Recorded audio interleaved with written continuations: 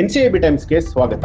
Ola Uber ಇನ್ಮುಂದೆ ದುಬಾರಿ, peak ಅವರ್ನಲ್ಲಿ double charge, bike ಟ್ಯಾಕ್ಸಿಗೂ ಕೂಡ ಅವಕಾಶ. ಹೌದು, ದೇಶದಲ್ಲಿ ಒಂದಿಲ್ಲೊಂದು ಸೇವೆಗಳ ಬೆಲೆ ಏರಿಕೆ ಆಗ್ತಾನೆ ಇದೆ. ಈಗಾಗಲೇ ಬೆಂಗಳೂರಿನಂತಹ ನಗರದಲ್ಲಿ ಸಾರಿಗೆ ಸಾಕಷ್ಟು ದುಬಾರಿಯಾಗಿದೆ. ಜನ ಒಂದು ಕಡೆಯಿಂದ ಇನ್ನೊಂದು ಕಡೆಗೆ ಹೋಗೋದಕ್ಕೆ ನಿತ್ಯವೂ ಕೂಡ ಪರದಾಡುವಂತಹ ಪರಿಸ್ಥಿತಿ ಇದೆ. ಈ ರೀತಿ ಇರುವಾಗಲೇ ಇದೀಗ ಕೇಂದ್ರ ಸರ್ಕಾರ ಮತ್ತೊಂದು ಶಾಕ್ ಕೊಟ್ಟಿರುವಂತದ್ದು. ಕೇಂದ್ರ ಸರ್ಕಾರದ ಈ ಒಂದು ನಿರ್ಧಾರದಿಂದಾಗಿ ದೇಶದಾದ್ಯಂತ ರ್ಯಾಪಿಡೋ, ಓಲಾ ಹಾಗೂ ಊಬರ್ ನಂತಹ ಕ್ಯಾಬ್ ಸೇವೆಗಳು ದುಬಾರಿ ಆಗ್ತಾ ಇದೆ. ಪೀಕ್ ಅವರಲ್ಲಿ ಇನ್ಮುಂದೆ ದುಪ್ಪಟ್ಟು ಚಾರ್ಜ್ ಆಗುತ್ತೆ. ಅಲ್ಲದೆ ಬೈಕ್ ಟ್ಯಾಕ್ಸಿ ಸೇವೆಗೂ ಕೂಡ ಕೇಂದ್ರ ಸರ್ಕಾರ ಅನುಮತಿಯನ್ನ ಕೊಟ್ಟಿದೆ. ಓಲಾ, ಊಬರ್, ಕ್ಯಾಬ್ ಪ್ರಯಾಣದ ಬೆಲೆ ಎಷ್ಟು ಹೆಚ್ಚಾಗಲಿದೆ ಅನ್ನುವಂತ ಮಾಹಿತಿ ಈ ಒಂದು ವಿಡಿಯೋದಲ್ಲಿ. ಸರ್ಜ್ ಪ್ರೈಸಿಂಗ್ ಹೆಚ್ಚಳ. ಹೌದು, ದೇಶದಲ್ಲಿ ಓಲಾ ಹಾಗೂ ಊಬರ್ ನಂತಹ ಕ್ಯಾಬ್ ಅಗ್ರಿಗೇಟರ್ಗಳು ಸರ್ಜ್ ಪ್ರೈಸಿಂಗ್ ಬೆಲೆ ಹೆಚ್ಚಳ ಅಥವಾ ಕಡಿಮೆ ಮಾಡೋದಕ್ಕೆ ಅವಕಾಶ ಕೊಡಲಾಗಿದೆ. ಸರ್ಕಾರಗಳು ನಿಗದಿ ಮಾಡಿರುವಂತಹ ದರಕ್ಕಿಂತ ಹೆಚ್ಚು ಮತ್ತು ಕಡಿಮೆ ಮಾಡೋದಕ್ಕೆ ಅವಕಾಶ ಕೊಡಲಾಗಿದೆ.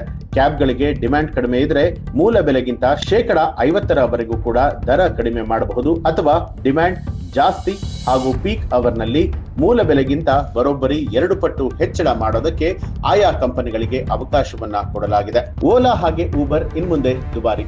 ಕರ್ನಾಟಕ ಸೇರಿದ ಹಾಗೆ ದೇಶದಾದ್ಯಂತ ಓಲಾ ಹಾಗೂ ಊಬರ್ ಕ್ಯಾಬ್ ಪ್ರಯಾಣದ ಬೆಲೆ ಭಾರಿ ದುಬಾರಿ ಆಗಲಿದೆ.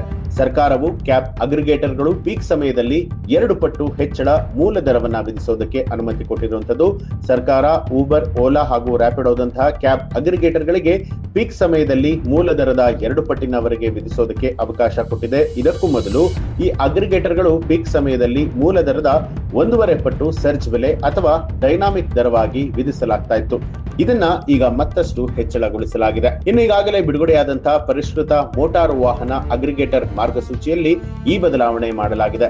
ಪೀಕ್ ಸಮಯದಲ್ಲಿ ಕ್ಯಾಬ್ ಅಗ್ರಿಗೇಟರ್ಗಳು 2 ಪಟ್ಟು ಮೂಲ ದರವನ್ನ ವಿಧಿಸೋದಕ್ಕೆ ಸರ್ಕಾರ ಅನುಮತಿ ಕೊಟ್ಟಿರುವಂತದ್ದು. ಸಾರಿಗೆ ಹಾಗೂ ಹೆದ್ದಾರಿಗಳು ಪೀಕ್ ಅಲ್ಲದ ಸಮಯದಲ್ಲಿ ಅಗ್ರಿಗೇಟರ್ಗಳು ಮೂಲ ದರದ ಕನಿಷ್ಠ 50% ವಿಧಿಸಬಹುದು ಅಂತ ಹೇಳಿದೆ.